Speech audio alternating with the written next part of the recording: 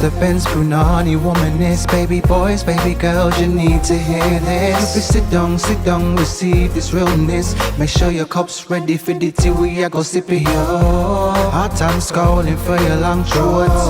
You might learn something you never know. Colette, you fine, and she's one of a kind. Don't say you're mine, say you're mine. And I will always be a baby girl. R.I.P. Whitney Houston. I feel like she would have really... I feel like at some point, if the universe had allowed it, Whitney Houston and I would have done a duet. Yeah. Anyways... Welcome to another episode of SYM, officially known as Say Your Mind, unofficially known as What? That's right. Suck your mum. Suck your mum. Hi, I'm Colette Okafor. And I feel like I'm back to my kind of, I'm really happy to be here. I'm feeling the vibe this week. Having my time off social media has been relaxing and eye-opening in a number of aspects, and just seeing that a lot of the energies, like I was saying in the previous episode, a lot of the energies that I've been taking on, being an empath and just really, and a Libra, just someone that thrives off connecting with other people by feeling what they're feeling and then relaying it to them to cultivate relationships. It's interesting to see when I'm not on social media, not taking on those energies, how, much more free I feel and able to kind of acknowledge other things and see other things. So it's been nice. And also it helps me to kind of see the energies closer to home that I maybe need to like distance myself from and things like that, just to have my own space. Because it's natural when you have friends and family and stuff to kind of absorb their energy as well, to carry it for them, to help them hold that reality. And if it's not yours, I beg, just put it to the side, because you can't come and kill yourself, really, honestly, truly. So yeah, so what's been happening? So the showcase happened at the studio, our first annual spring showcase. It was truly wonderful. Tickets sold out, I think, on Friday. Or was it Saturday morning? But tickets sold out, and I was really glad about that. So thank you to everyone that bought tickets and came to come and watch the teachers and students perform. It was glorious. And I think that experience showed a lot of people what I'm capable of, and also what they were capable of, and where they were in their own personal journeys. And some people couldn't hack it, and some people thrived. So it was truly, truly wonderful to have that experience. And now I'm planning the next showcase, which is going to be in August, because that will be the second birthday of Colette Okafor's studio. Because the first year was in Clapton, closed the Clapton studio after a year to open a bigger space in Peckham. And so it'll be the second birthday of the brand and 1 year of the studio being in Peckham. And just the fact that I managed to survive this far, it's going to be a massive celebration for me. So yeah, I've already told the students and the teachers, and we're planning towards this, the summer showcase. And I think a lot of people, or a few of the people that performed at the spring showcase, have caught the bug now, because they're like, what am I going to do for my next one? What am I going to wear for the next one? Oh, I've got to bring a different vibe. I'm like, yes, that's the way to go. Feel it. So I'm excited about that one. Thinking of a theme. There'll be many reasons to be celebrating, but yeah, that will be truly glorious. So I'm looking forward to the summer showcase. This episode, FYI, I'm gonna call it. I wanted to call it "I Will Always Love You," but I don't know. I might still call it "I Will Always Love You" in brackets. I'm going to also call it the men's episode. So this episode is all about men in one way or another. So it's either men have sent me in letters, because quite a few men do send me in letters. So it's either men have sent me in letters to suggest subjects, or to share magnificence, or to just bring something up, or men are the subjects that I've chosen for myself. There was no real reason for it. It wasn't like I actively went. It wasn't contrived. I really, you know me already, I really don't care for the male species. But it just so happened that when I was collating all the things that I wanted to talk about, I was just looking at how wonderful and supportive the men are who send me emails and stuff every week about the podcast or just about me in general, and just being so supportive. And big up all the patrons as well on Patreon that have been donating to the extra content and stuff, and, you know, subscribing to the extra content. It's wonderful. It's marvelous. And it's actually equal 50-50 men and women who have been subscribing. So I really love that. I love that energy. So this is the men's episode. That's the theme. And I'll highlight whether it's someone that sent me in something or whether it's a subject, but you'll get the vibe. So the only thing that obviously I haven't impacted, I haven't influenced, is the tarot for this week. So the tarot card that I pulled for this week is interesting. Always interesting because I love tarot. I pulled the 9 of Pentacles. The 9 of Pentacles. So the 9 of Pentacles, whenever I see Pentacles, to me, it's usually just, it's about money. It's about money. It's about career. I think for me, it's always speaking to those kind of things. For me personally, when I read Pentacles, career, money, that kind of success.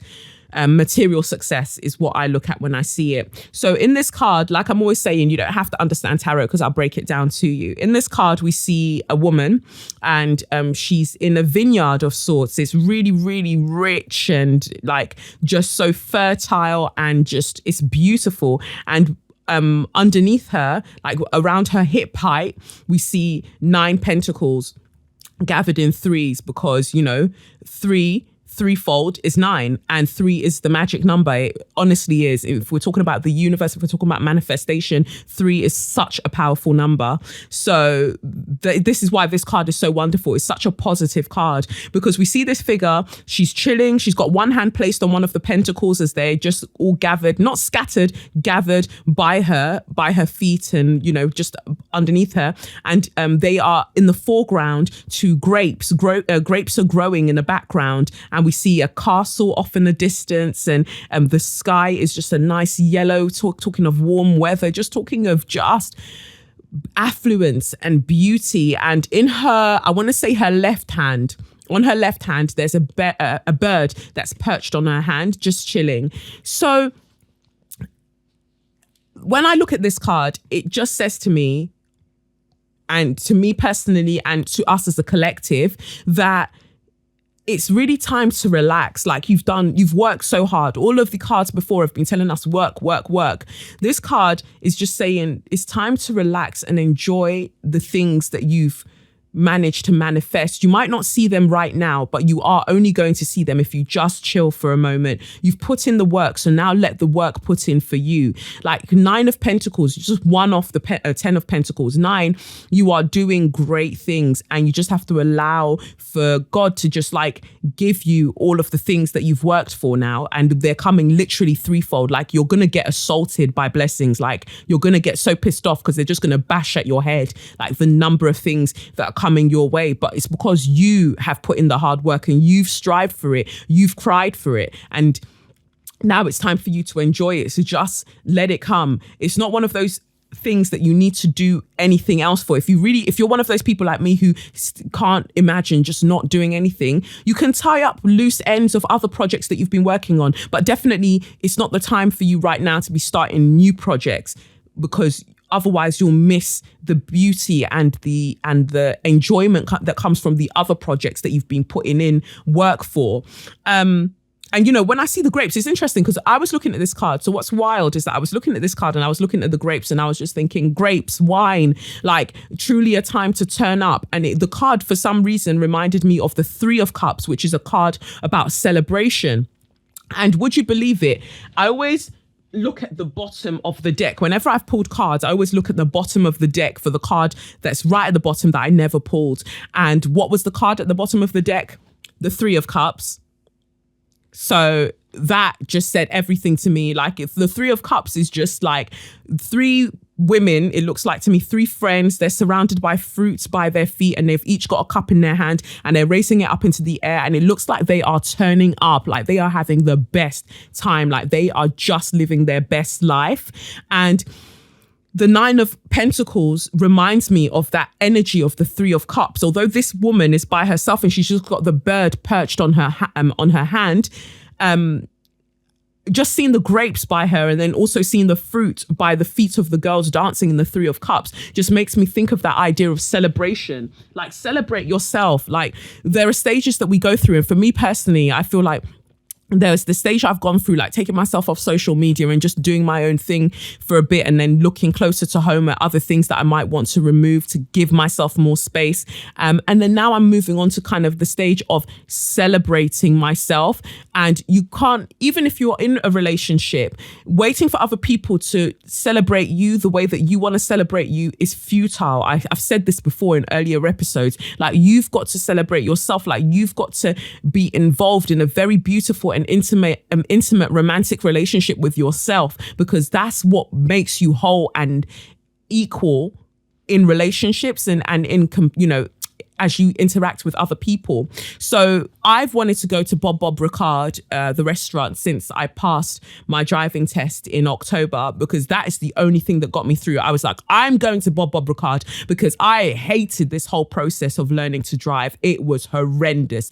I passed first time and I just never want to go through that process again. So I said to myself, the only way I'm going to get through this, the only way I'm going to be able to get through this driving test is to know that there's a treat for myself at the end, and that's Bob Ricard. For some reason, I didn't get round to going. So while I was having my time off the social media and stuff, and I just thought to myself, I'm going to take myself to Bob Ricard. Like, I bought a dress from House of CB that I haven't worn. I booked a table for one at Bob Ricard, and I'm going to live my best life because I've worked so freaking hard, and I keep working. If it's not the podcast, it's the studio, it's the acting, it's the activism, it's something. I'm doing something and giving, and I want to give back to myself. And that lobster mac and cheese at Bob Ricard is screaming for me. So that's what I'm doing. By the time you hear this, I would have done it.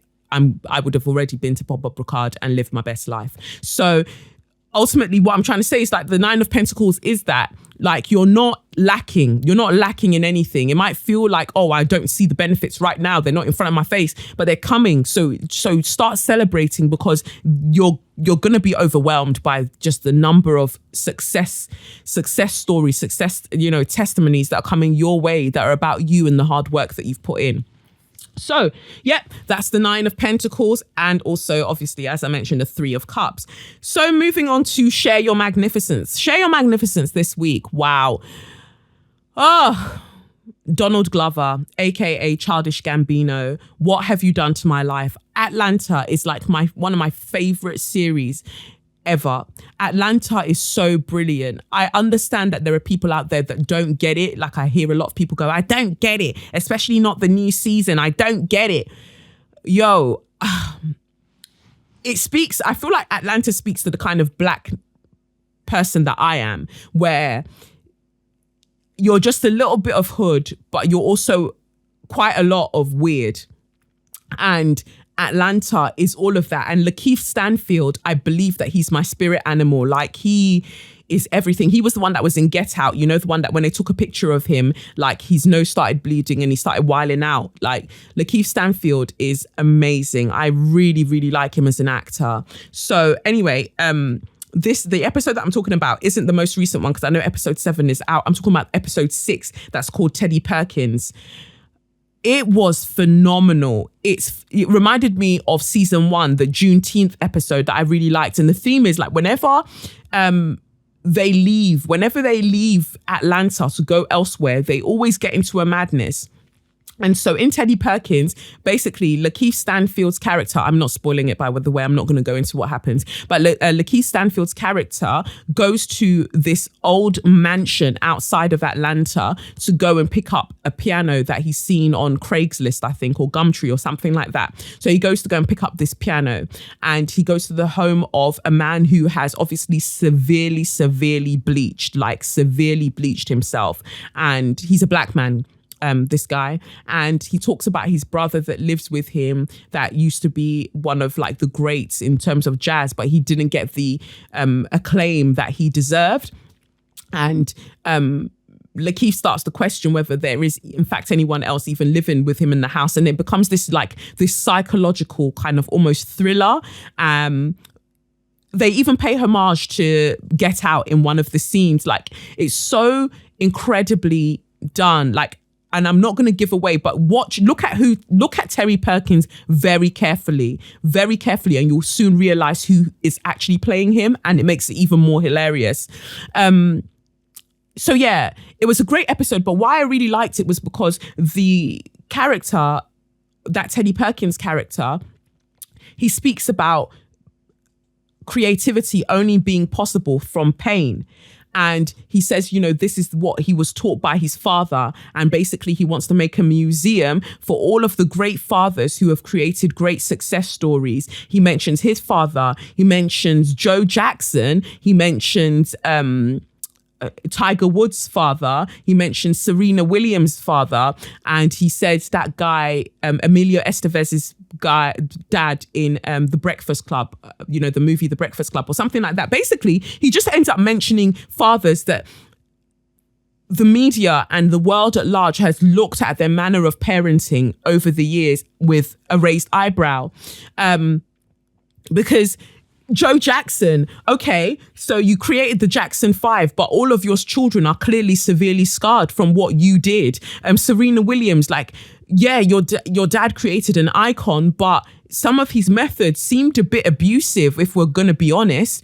You know, so it was that kind of thing where, and it was fathers. It was very specifically about fathers and the impact that they have on their children. And I just thought that was really interesting, that we, you know, on the quest for success, how do we damage people's childhoods? You know, yes, they become known and they are successful in the realms of what we deem as success in a capitalist society. And they are the best, I guess, arguably in their fields. But at what cost did they achieve that? Like, you robbed them essentially of a childhood. So, you know, yes, great things came from their pain, but I'm sure greater things could have come from a kinder type of, you know, guidance. So that's the conversation and that episode brought up for me. I'm going to watch it again because I'm sure there were little bits that I missed as well. But it was incredible. It was incredible. Even how it ends is fantastic. Like, I really feel like Donald Glover is a genius. That's the best way for me to describe him. And it still falls into my theme of this being the men's episode, because he's a man dissecting patriarchy within the family structure and how it serves young people, young creatives. Just watch it. Even if you don't like Atlanta, you can actually watch that episode in isolation, I believe, and get something from it. It was truly disconcerting. It was so weird. It was so weird and uncomfortable to watch, yet so incredible. So big up Donald Glover for being out here creating beautiful, beautiful work and just challenging the narrative of what it means to be a Black creative, creating creating visuals and doing all of these things that have Black protagonists, because it's not hoochie mama, hoochie mama, hoochie mama, like these white executives would have you believe. He's giving us narratives that are challenging and visuals that are challenging, where you're having to deconstruct it and figure out what's going on. And I like the challenge. I think it's really, really great. From one American to another, no, actually, he's not American, is he? Drake's Canadian. So anyway, big up Drake, big up man like Aubrey, because I have mixed feelings about Drake. Some of his songs really annoy me because I just feel like you're one of those whiny, entitled men who think that you have all of the rights to women because you're a nice guy or something like that. So he bothers me at times. But his new song, Nice for What?, I think is incredible. I love the song itself. It's just such a summer vibe. Like it's an anthem for all the gal dem. Like, it's amazing. I love the visuals more. I love the fact that there's an array of Black women and white women in the music video. I don't know why there weren't enough like visibly Asian women in the video though. But anyway, I really liked that. I really liked that video. I liked the video because the women weren't dressing for for male consumption. They were dressing very much like Yara Shahidi. She's in the music video and she's got on her Harvard hoodie, and you know, Misty Copeland's in there just doing her sickening ballet skills, like just looking wonderful. Jordan Dunn, she's in it. Letitia Wright, she's in it, and they even show kind of a scope or a pan of London. I want to say Southwest London. That looked more like Southwest London to me, but that was really, really cool. Like, it was really, really cool to kind of see this sweeping pan of London at the very, very end of the video. And what I loved at the end was that every single woman that was in the video, her name showed up at the end of the video as well. The samples that he used for the song as well, from like, I think it's Big Frida, and he also used Lauryn Hill from X Factor. I kind of sidebar, I hope that Lauryn Hill somehow gets royalties from that, because I know that she doesn't have rights to those songs, which is why she sings them all weird when she does concerts. But I hope that she does get some money from that sample. But everything about the track was about women, and they were named as well. And that's important, because oftentimes women are brought in to these music videos as accessories, and we're not treating them as whole entire human beings. Yet the entire video, we actually don't see Drake very much. The entire video is pretty much all of these wonderful, amazing women living their best life. Obviously, Issa Rae is in it as well. Just shouting at this table. It's like she's having a board meeting and she's shouting at these old white men, and I live for it. I'm just like, that is me one day, just telling people what I want them to do, and they can't chat to me. So it was really nice. It was wonderful. It was wonderful to see that the director of the music video is a woman, and she directed the God's Gift video as well. Although I haven't taken time really to like watch that one, but it's nice. It felt so different to see their names on screen. I know other artists maybe have done it before, but it's not the same. Like, it was so prominent. It was so beautifully filmed, and it was so prominent. And the women all looked happy and respected, and an integral part to the beautiful kind of scope of the whole thing. Like, I really, really enjoyed that video, and it made me happy. Like, the lyrics are good, but they're not the best part for me. The best part is the music video itself. It's wonderful. So big up yourself, Drake. I don't know what accent you're going to take on next, who you're going to be next, but you know, I look forward to it. Your accent's always changing. Bringing it closer to home, because I did America, I did Canada, bringing it closer to home to John Agoke, also known as @rad_economist on Instagram. I am a fangirl for this guy because he makes wonderful food. He makes beautiful looking food. Like, he doesn't even know I'm doing this, but I just appreciate when men stay in their lanes and just flourish and prosper. He has a son called Noah, who sometimes he shows on his Instagram stories and, you know, on his page. And I truly love Noah. Noah's very cheeky, and I see them, Rad Economist and his son, Noah, cooking together, and Noah's just doing what he likes, and I live for it. I love that representation of fatherhood and that representation of masculinity, because oftentimes people say masculinity and the prefix is toxic, but there is masculinity that isn't toxic, and that's what we want to celebrate. So John is having a supper club that I've actually already bought my ticket to. I bought myself a VIP ticket because I'm a very important person. No, I bought myself a VIP ticket because I want to eat all of the food, like all of the food that he has available. I want access to all of them. So the supper club is on Saturday, 21st of April from 6 p.m. Doors open at 6 p.m. Dinner is served from 6:30 p.m. The normal tickets are £40 and the VIP tickets are £45 and cocktails are £5. So I'm just really, really looking forward to that. Anyone who wants to join me, just go on his page, click on the Eventbrite, and I'll probably even put the link of the Eventbrite in my captions as well, so you can go on from there. But he's truly magnificent to me. I love men who are wonderful fathers and who are just wonderful at what they do and just so loving and caring. Like, it comes across so well how much he loves his family when I look at his Instagram page, and I can't wait to eat all of the food. So in case you're wondering what the menu is, because I honestly, I have wanted to go to one of his supper clubs before, but I'm always busy. I'm always teaching a party or something. This time, no, I am going. So the VIP starter is called, first of all, Rad Economist presents the Nigerian border. So he says the inspiration for this menu is like from boarding school, when he used to be at boarding school in Nigeria, and just a take on those things and fusing them with more, I don't know, interesting culinary things from this Western society. I don't know. So VIP starter is called Banana Island, and it's pepper soup with gnocchi and lobster. I'm already living for that. First course plus a complimentary drink is the Selfish Egg, which is caramelized naan bread with sauteed shallots, tomatoes and spinach, fried plantain, spicy egg yolk sauce. That sounds banging. Second course is fruity rice, which is Nigerian jollof rice, pan-fried duck, burnt peach jollof emulsion, and salted herbed grilled peach. Third course is called All Soaks, biscuit tart, agave syrup, pistachio and oat bites, raspberries, white chocolate cheesecake topping. I can't wait to eat my body weight in food.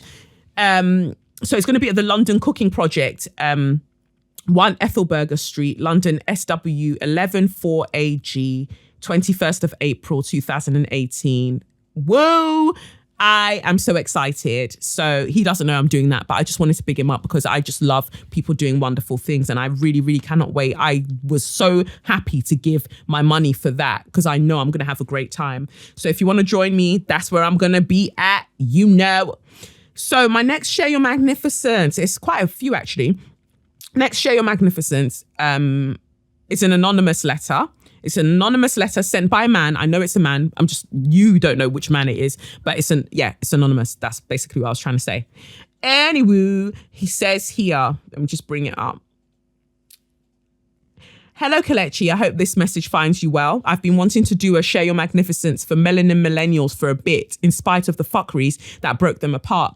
I never really got into Mostly Lit. Melanin Millennials, however, was like the first eureka moment where I was just so damn proud to hear black folk doing things and speaking on the black British struggle in a country that thrived on pointedly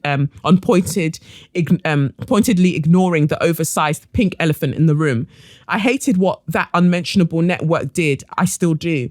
They just took it one more step too damn far with maintained ownership over the IPs of the shows that had worked with them. They simply rebranded, keeping the followers. They released another podcast called Not Another Book Podcast or something like that. And it's all kinds of problematic. I was hoping that they would do better. Instead, they just continue to use the hard work of others to shine. It's frustrating because as a result, I upped my Twitter and social media interactions, started looking more towards black representation instead of dealing with all of those issues from my sunken place of isolation. And I'm not being coherent because this cut me deep. I can't imagine how those who were affected and their hard work essentially stolen must feel. And in this period where we are angling more for equal representation, especially black representation, because Asians and Latinos are on some anti-blackness as well, having your own skin folk stopping you takes the cake. I do understand you're stepping back from social media. I've never exhausted myself of reasons to be mad while expertly dodging thirst trap cards and trying to focus on the spy movie of Trump, Russia. I wish you well in your cone of not gonna give a damn right now silence. Regards, Anonymous. So, yeah, that I don't even know what to say. First of all, big up Melanin Millennials, Satya and her co-host for having me on the show. You know, Melanin Millennials was one of the shows that I went on, and I did their live show with them as well when they did the podcast festival, and it was truly enjoyable, and it really did bring some wonderful people my way, and I'm very, very grateful for that. However, I still believe that the network that all these podcasts were under, the person who runs it is trash as far as I'm concerned, and I'm not going to mince my words about that. He is trash, and his partner for allowing that to happen to her fellow podcasters I really would struggle to say anything nice about her because, you know, renamed your page, took it off as Melanin Millennials, renamed it, called it something else, and you're thriving off the work that more than you built, more people than you built it, yet you've renamed it, rebranded it, and you're keeping on the benefits of that. And I just think that that's very, very wild. Same with what happened with Mostly Lit's previous page as well. I don't know these new people. I don't know what they're doing. They could be doing wonderful work. I just think the circumstances under which it came about is truly disgusting. And there's a special place in hell for Black people who undermine and undercut other Black people, is all I'm going to say about that. So thank you, Anon, for sending that through. You're just a truly wonderful baby boy, and I appreciate all your constant support of my work and just being just a really nice person. Thank you, Anon.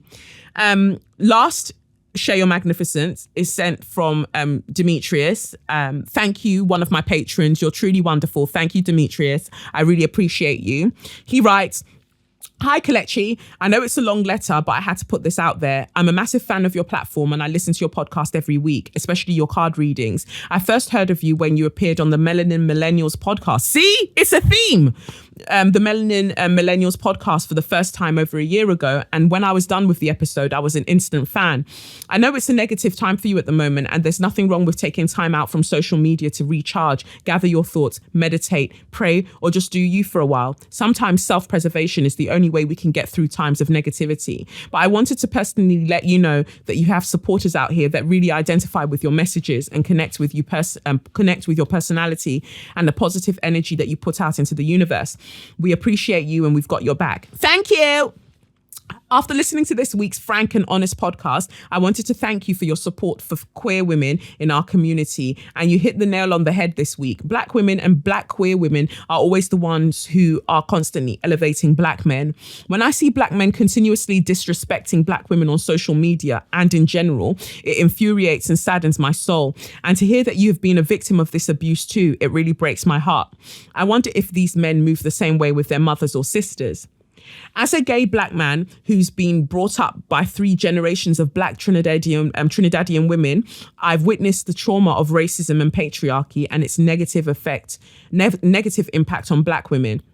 My grandmother, who arrived in the UK in the 30s, would often recall harrowing tales of her first years in the UK and the abuse she faced as a young Black woman in London. My grandmother, who's a retired social worker, would often talk about the treatment of Black people who entered the mental health system and the racism and misogyny she faced at work when trying to further her career. My mother was in an abusive relationship with my father, much of the abuse I witnessed as a child, until she divorced the waste man when I was 11. It wasn't until I was in my 20s that I realized that she was on antidepressants for a good few years after splitting up from my father to deal with the divorce. What I admire most about these women was not only how they survived these traumatic times while raising children, but how each one of them was still able to sit me down individually and teach me the cues to watch out for and the language to use in order to successfully navigate a system that's built on white supremacy and patriarchy, not to mention how to treat others with respect too. Without these women, I wouldn't have been able to get through school, where I was racially profiled by teachers for 5 years and told that I would fail. Without these women, I wouldn't have had the confidence to call out racial and homophobic microaggressions at work without fear of being profiled as being aggressive or loud.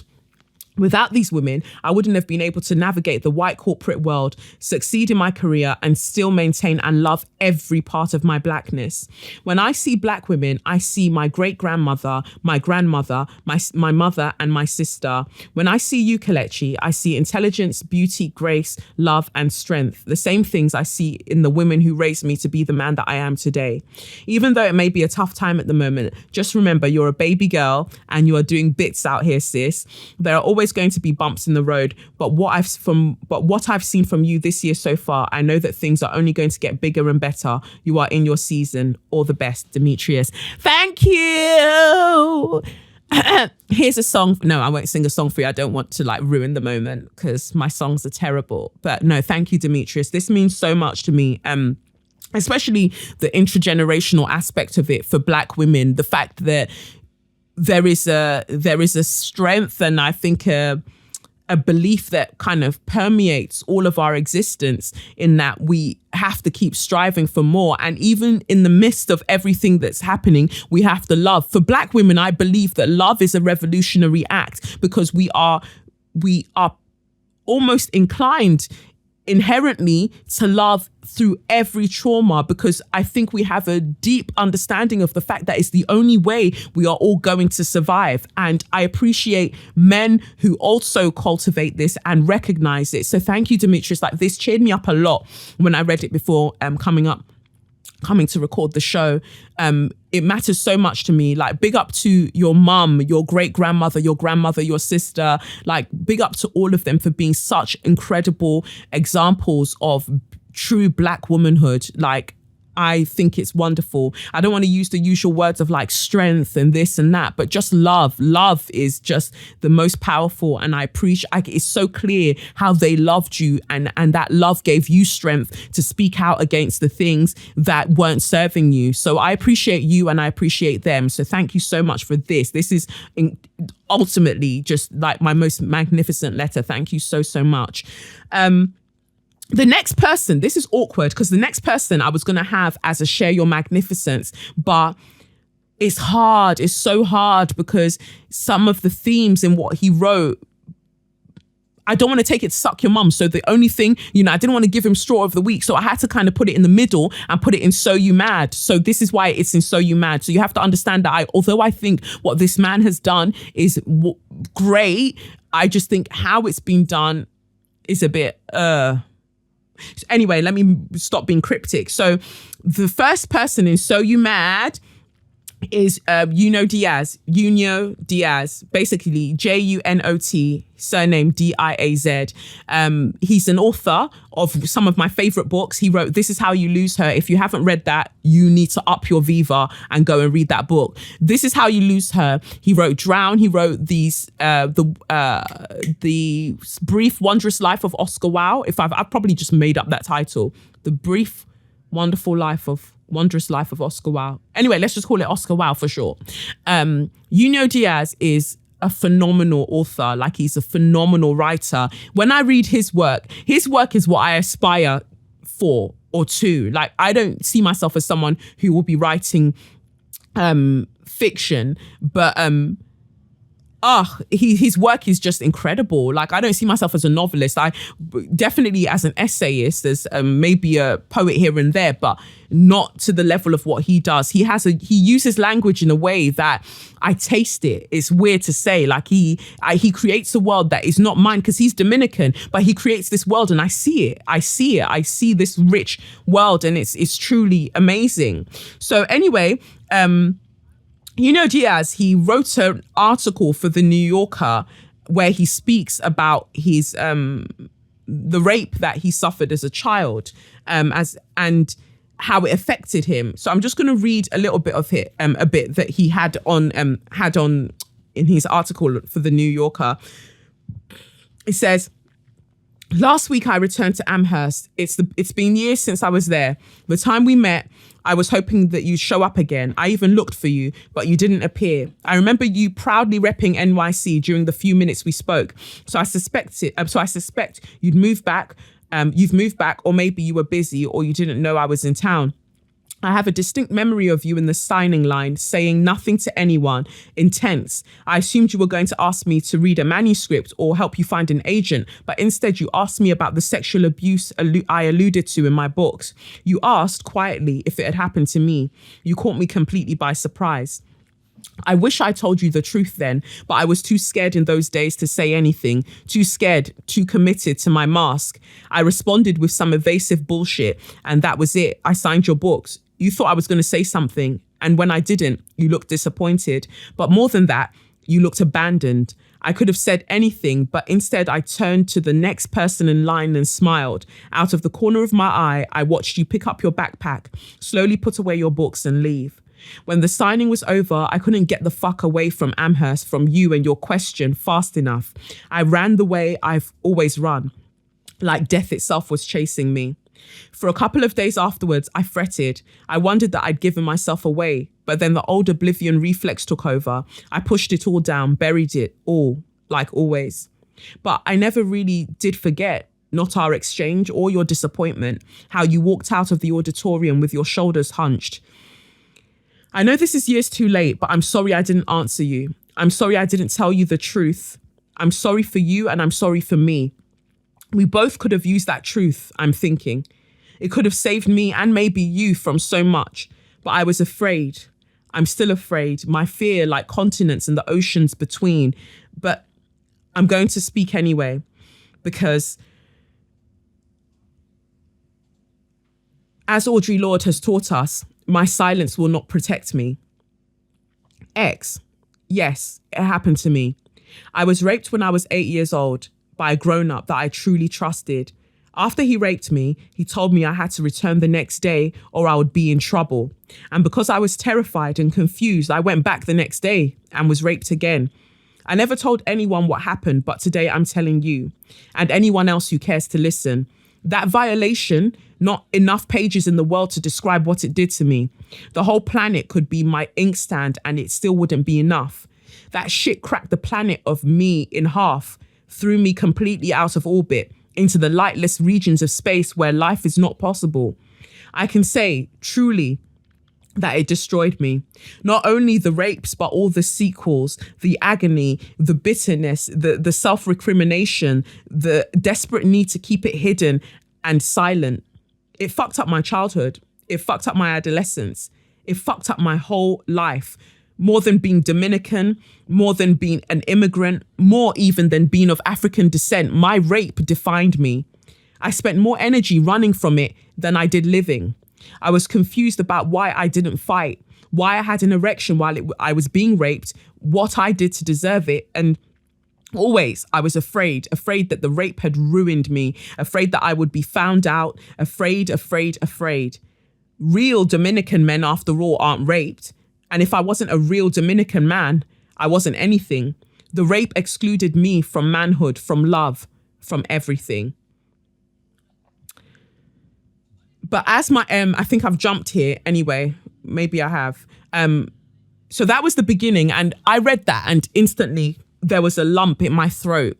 I don't want to take away the beauty of or the experience of you reading the entire article yourself. But this is a man who writes in such a very, I don't know, macho way. Like his stories, he's one of his main protagonists is a man called Yunior, and he talks through him, and he's so macho and he's so like, just, you can almost smell the pheromones that he excretes. He's so just like, you know, but there's always been a sadness to Yunior and to other characters in Junot Diaz's stories that I've always kind of wondered, like, how is he able to write about all of these things so precisely, so accurately? Now, Yunior goes on to talk about how it affected his relationships with women.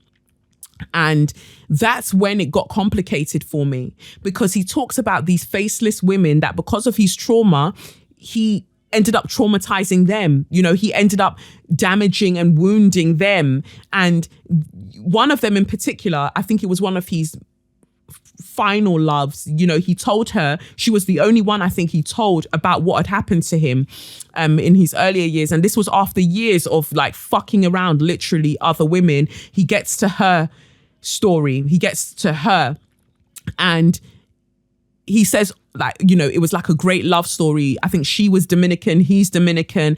And he was saying, he said one line that made me want to throw up was when he said, I loved her the most, so I cheated on her the most.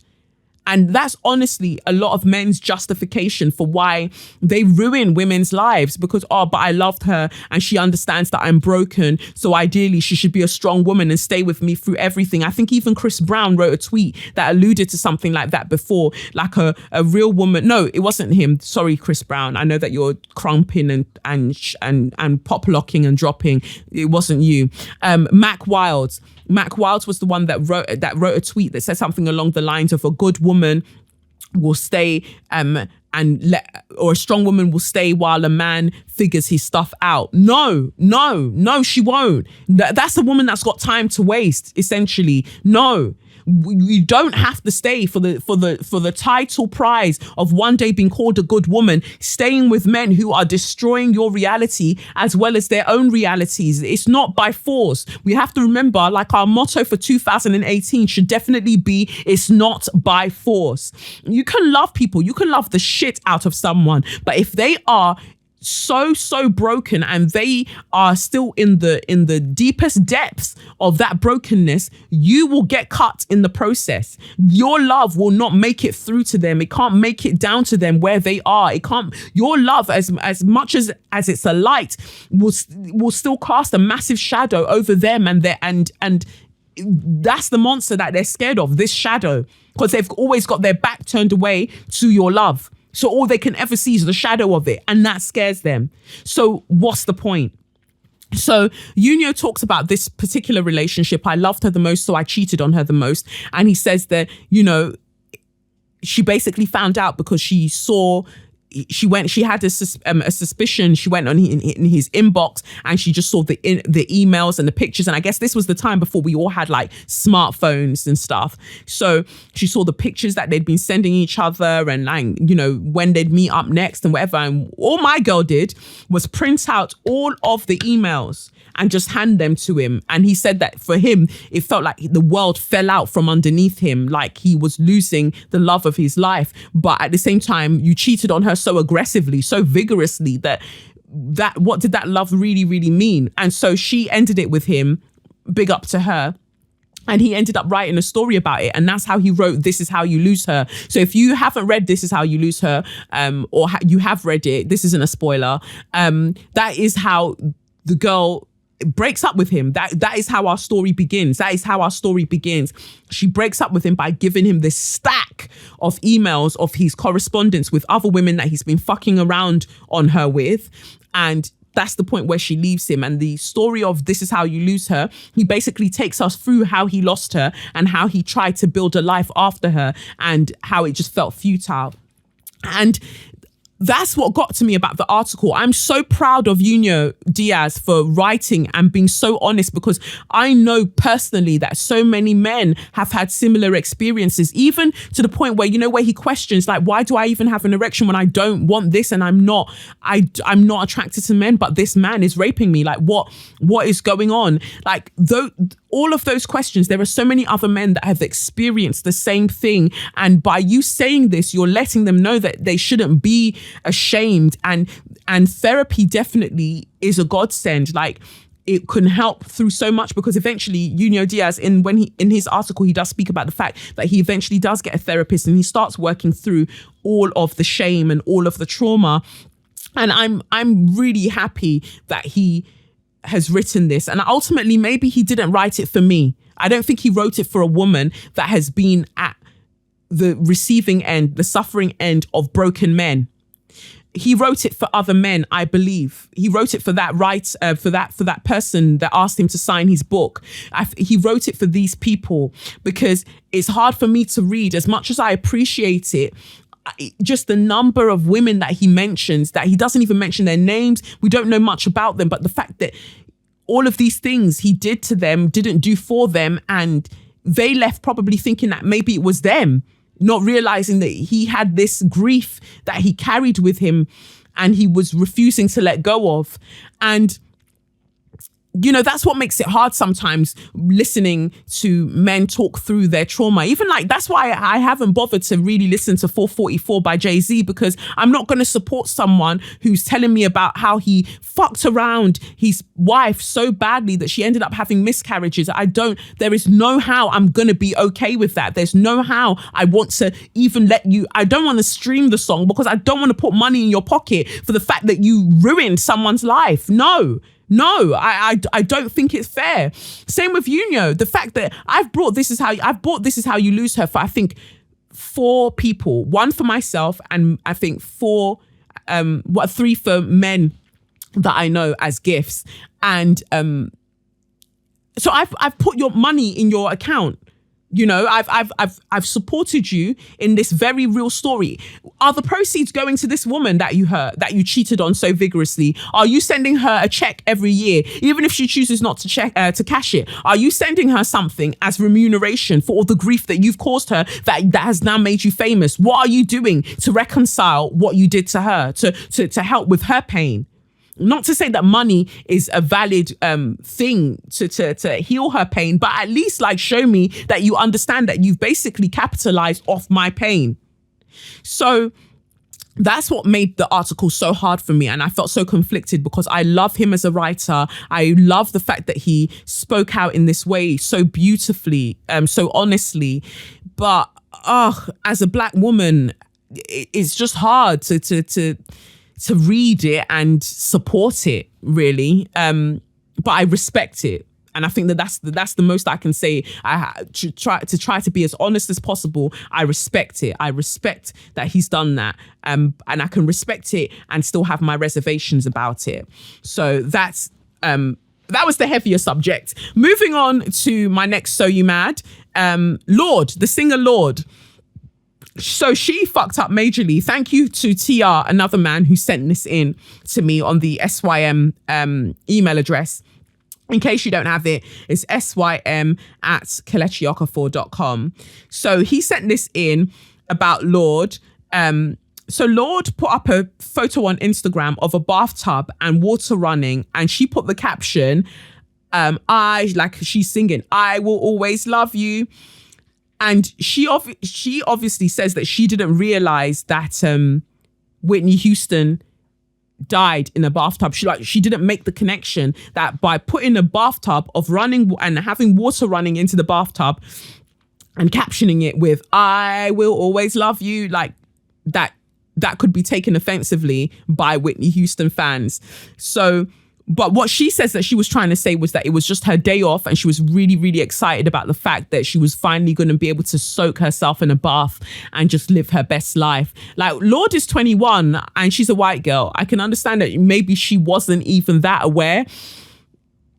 I think that usually, you know me, I am all for jumping on someone and telling them about their clout. But I've honestly got to say, in this instance, I really believe that she did not know, like she didn't make the connection. It's almost, I feel like the quality of the joke is actually beyond her. Like it is so vile that it would take a real nasty comedian that people think, oh my God, he's like, it will take someone like Ricky Gervais to make that sort of joke for me to be like, yeah, okay, I see what they were doing.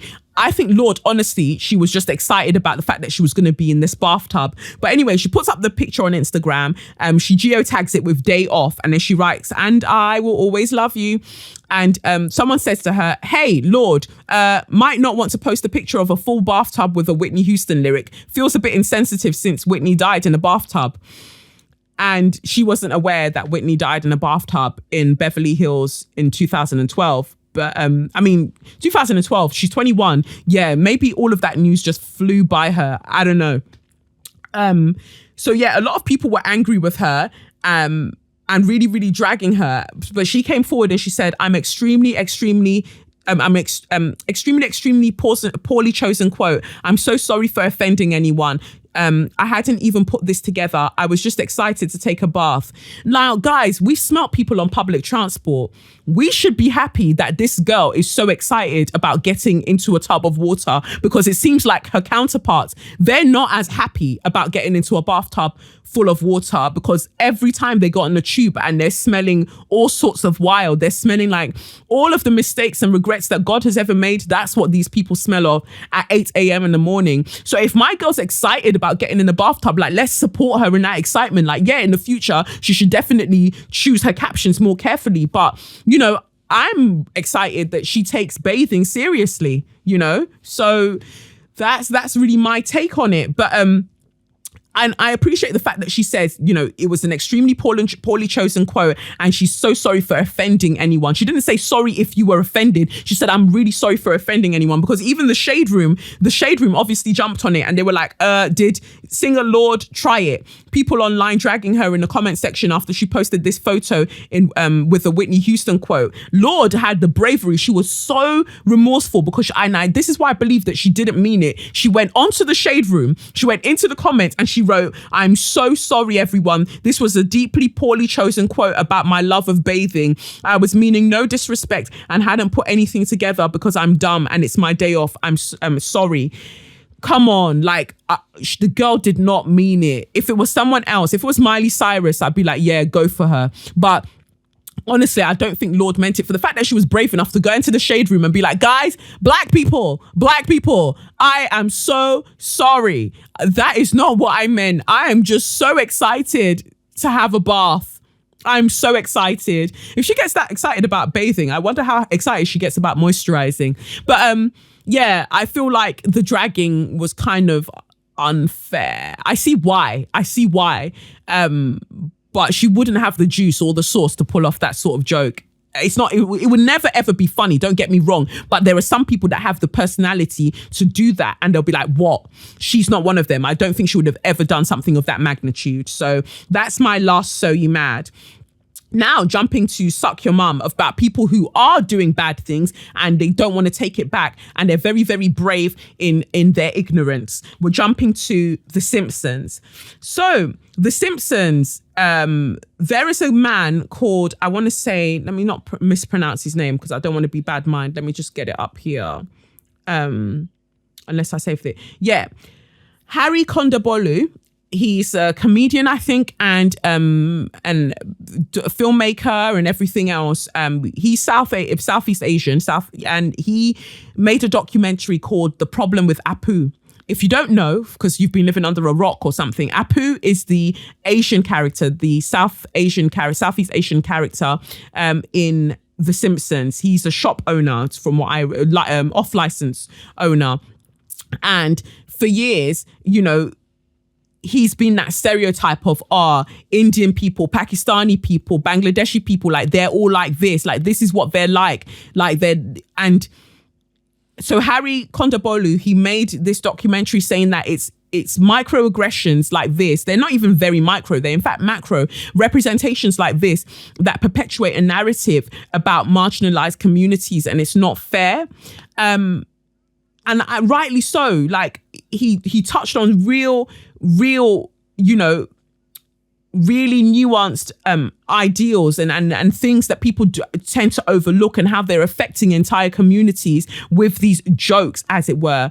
And so obviously the Simpsons had to respond.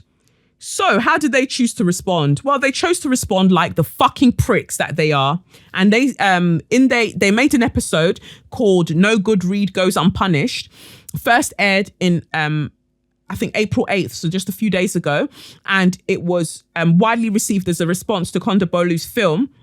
And in it, Marge finds a book that she loved as a child, and it contains elements that would now be considered offensive.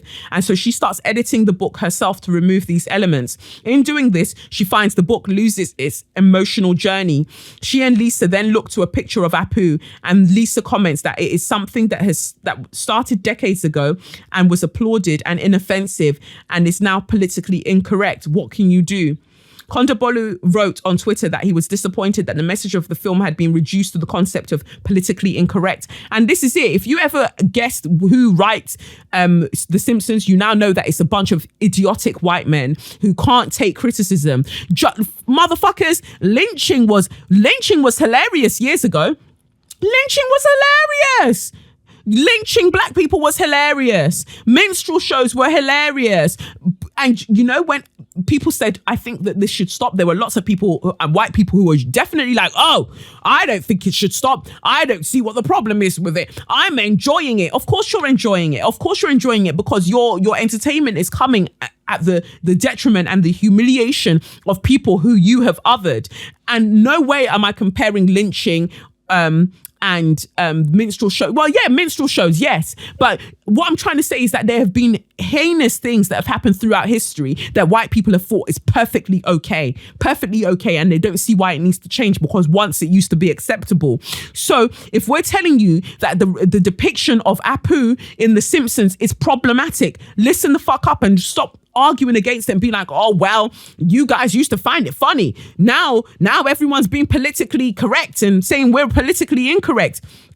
Every single show made by white men, Family Guy, American Dad, all of this, they're all racist in essence. And just because people are laughing with you at the blatant racism doesn't make it okay. And I just wish that you lot would understand that. I really wish that you would. Like, it doesn't make it okay. You're just creating a safe space for all of your fuckeries. And so, yeah, it really upset me that they even violated Lisa Simpson in that way and put the words in her mouth to say Lisa, in essence, would never say anything like that. Lisa would not stand for that. Lisa wouldn't think it's okay. And it actually had a picture of Apu and it said, don't have a cow about it. So again, you're taking the piss out of his religion as well. So it's so offensive on so many levels, and just how wrong and strong they're being is disgusting.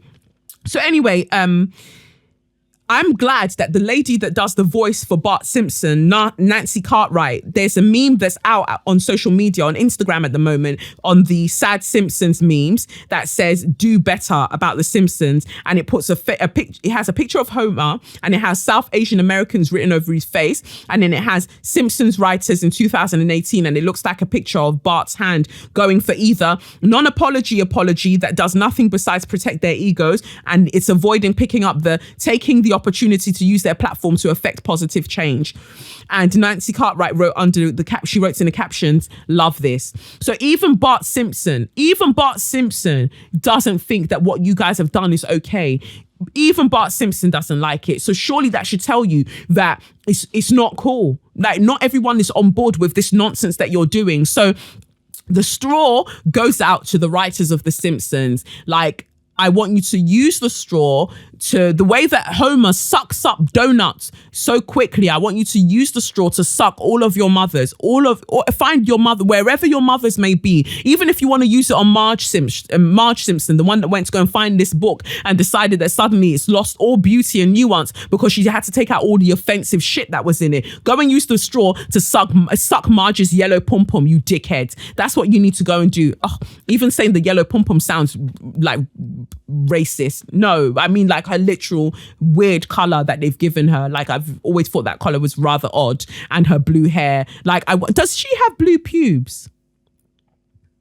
I don't know, but take the straw and go and suck Marge's pom-pom, because you're all useless and Marge is useless for crying over her book. And I'm disgusted that you would use Lisa as a reason or as the spokesperson for your fuckeries, because that was a violation in itself. And big up Harry Kondabolu for calling out the nonsense, because I'm always saying that other communities need to use their voices and stop relying on black people to speak up for them. And I really appreciate that he's done this. So big up yourself. And yeah, Simpsons, suck your mothers wherever they may be, suck them vigorously. And that is the end of this week's episode. That's it. That's truly it. No extra content this week. I was going to talk about how drill music is being cited as the cause of violence in these streets, but I'll save that for next week. But yeah, thank you so much for listening. I've been Colette Okafor, and this has been SYM, officially known as Say Your Mind, unofficially known as what? Suck Your Mum. You can follow me on @Colette or @Say Your Mind Pod. I will add the links to whatever I've promised you, and I'll be catching you later. Peace. It's the Benz Brunani womanist, baby boys, baby girls, you need to hear this. Sit down, receive this realness. Make sure your cup's ready for the tea, we are go sip it, yo. Hot time scrolling for your long throats. You might learn something you never know. Collect you fine, and she's one of a kind. Don't say your mind, say your mind.